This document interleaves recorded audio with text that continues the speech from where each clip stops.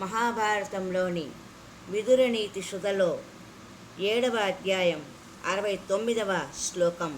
తపోబలం తాపసానాం బ్రహ్మ బ్రహ్మ విదాంబలం హింసాబలం అసాధూనాం క్షమా గుణవతాం బలం.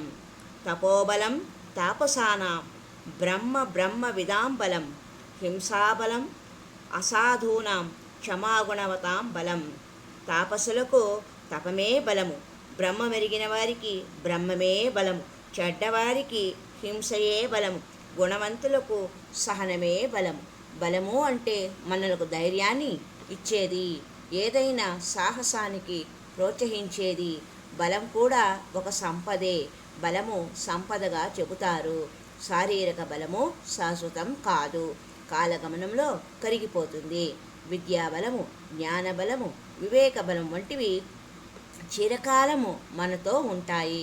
తపోబలం కూడా అంతే. అయితే కేవలం తాపసులకే తపోబలము సమకూరుతుంది. అలాంటి వారిని తపోబల సంపన్నులుగా చెబుతారు. ఎంతో సాధన, కృషి, అంకితభావంతో కానీ తపస్సు ఫలించదు. లోకంలో ఏ విధంగానైనా ధనము సంపాదించవచ్చు, కానీ తపోబల సాధనకు తపస్సు తప్ప ఇతర పద్ధతులు లేవు. తపోబలము ఏమిటో ఎవరికి వారికే తెలుస్తుంది. అది కంటికి కనిపించేది కాదు కనుక ఇతరులకు తెలియదు. తాపసులకు తామసం ఉండకూడదు. శీఘ్రకోపము తపోధనాన్ని నష్టపరుస్తుంది. దూర్వాసముని ఇందుకు ఉదాహరణ. తాపసుల వాక్కు అమోఘం అంటే తిరుగులేనిది. తత్కారణంగా అనర్థాలు ప్రాప్తించవచ్చు. పరీక్షిత్తు మహారాజుని మునికుమారుడు శపించడము, అది ప్రాణాంతకంగా పరిణమించడం ఈ విషయాన్ని స్పష్టం చేస్తుంది. ఆ శాపాన్ని ఉపసంహరించడం ముని బాలకునికి సాధ్యం కాలేదు. అందువల్ల తపోబలం కూడా నష్టపోవలసి ఉంది. తాపసులు సత్వగుణం కలిగి ఉండాలనేది. అందుకే ఎంతటి ప్రతికూలతలనైనా తట్టుకునే శక్తి సత్వగుణానికి ఉంటుంది.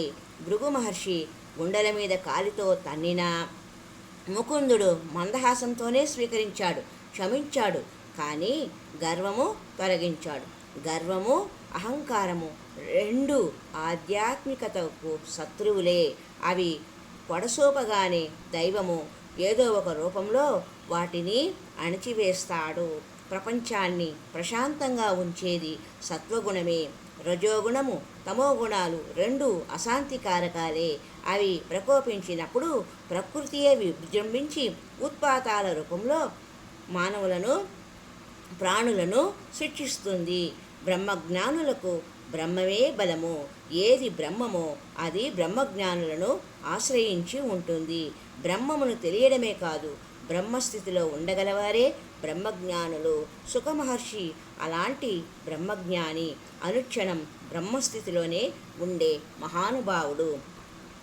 ఇక చెడ్డవారు ఎల్లప్పుడూ చెడు పనుల పట్ల ఆసక్తితో ఉంటారు. హింసతోనే వారి మనస్సుకు ఆనందము, బలము కలుగుతూ ఉంటాయి. రాక్షసులందరూ ఇలా ప్రవర్తించిన వారే. తమోగుణ ప్రధానులు రాక్షస ప్రవృత్తితో ఉంటారు. వారు హింసను జీవన విధానంగా మలుచుకుంటారు. ప్రపంచంలో నరమేధానికి పాల్పడిన వారంతా రాక్షస ప్రవృత్తి కలవారే. గుణవంతులు సహనంతో తమ మానసిక బలాన్ని దృఢం చేసుకుంటారు. సహనం అంటే క్షమాగుణము. అపరాధ పరంపరను క్షమించి సహించగలవారు సద్గుణవంతులు. కౌరవుల క్రూర కృత్యాలను సహజమైన సహనంతో ధర్మరాజు క్షమించాడు. తను శాంతంగా ఉంటూ తమ్ములను కూడా శాంతపరిచాడు. అదియే అంతిమ విజయాన్ని సాధించింది. అసహనంతో ప్రతీకారాన్ని పూనుకొని ఉంటే మహాభారత కథ మరి ఒక విధంగా ఉండేదేమో. ప్రపంచానికి అందే సందేశాలు కూడా ఉండి ఉండవు. ఈనాడు మనము ఎవరి గురించి చెప్పుకునే అవకాశం కూడా ఉండి ఉండదని విదురుల వారు చెప్పిన హితోపదేశం. మరి ఒక మారు విదురుల వారు చెప్పిన శ్లోకం. తపోబలం తాపసానాం బ్రహ్మ బ్రహ్మ విదాంబలం హింసాబలం అసాధూనాం క్షమాగుణవతాం బలం. తాపసులకు తపమే బలము, బ్రహ్మ మెరిగిన వారికి బ్రహ్మమే బలము, చెడ్డవారికి హింసయే బలము, గుణవంతులకు సహనమే బలము. బలము అంటే ఇక్కడ మనకు ధైర్యాన్ని ఇచ్చేది, ప్రోత్సహించేది ఒక రకమైన సంపద వంటిది అని తెలుస్తున్నది. హరి ఓం తత్సత్.